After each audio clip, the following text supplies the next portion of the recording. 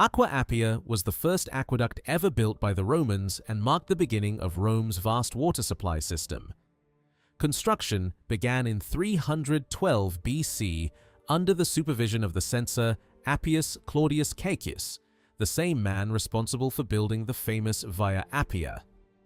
Although the aqueduct eventually fell out of use by the end of the 1st century BC and was later converted into part of Rome's sewer system, it remained one of the most important engineering achievements of the early Roman Republic. The springs that supplied the aqueduct were reportedly discovered by Appius Claudius's fellow censor, Gaius Plautius Venox. His success in locating the water source earned him the surname Venox. However, the aqueduct ultimately carried only the name of Appius Claudius because Plautius resigned from office after 18 months, while Appius remained in power until the project was completed. Ancient records provide different estimates regarding the amount of water carried by the Aqua Appia. Official city documents claimed it delivered around 34,900 cubic meters of water every 24 hours, while later measurements from the 1st century AD suggested the total flow may have reached approximately 73,000 cubic meters per day. The water was distributed through 20 local reservoirs, supplying different districts of Rome with fresh water. In 2016, archaeologists uncovered what is believed to be a 32-meter section of the Aqua Appia beneath Piazza Telemontana, buried around 17 to 18 meters underground. Some parts of the excavated structure were later moved for preservation and reconstruction elsewhere. The original aqueduct stretched for about 16.6 kilometers, with nearly the entire route running underground. In 33 BC, a secondary branch was added during the reign of Augustus, extending the system by another 9.4 kilometers. The first branch likely followed the route of the nearby Via Collatina, though the exact course of the later Augustan extension remains uncertain.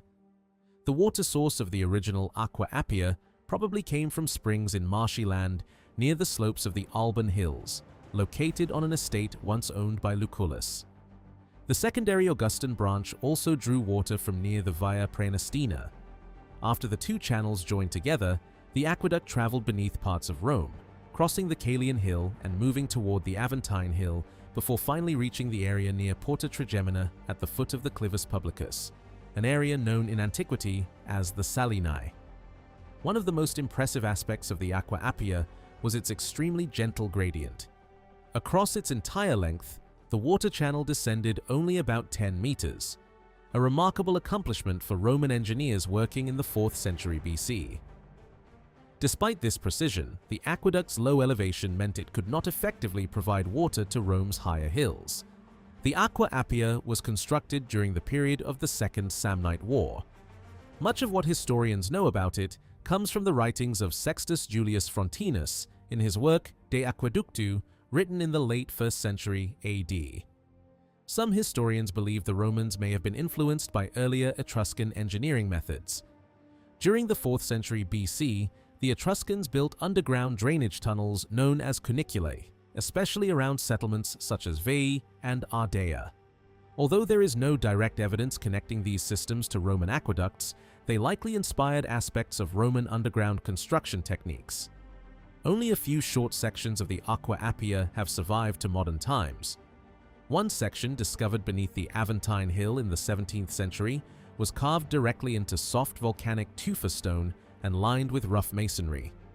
Another section uncovered in 1867 showed similar construction methods, including a roof formed by angled stone slabs, creating a gabled shape.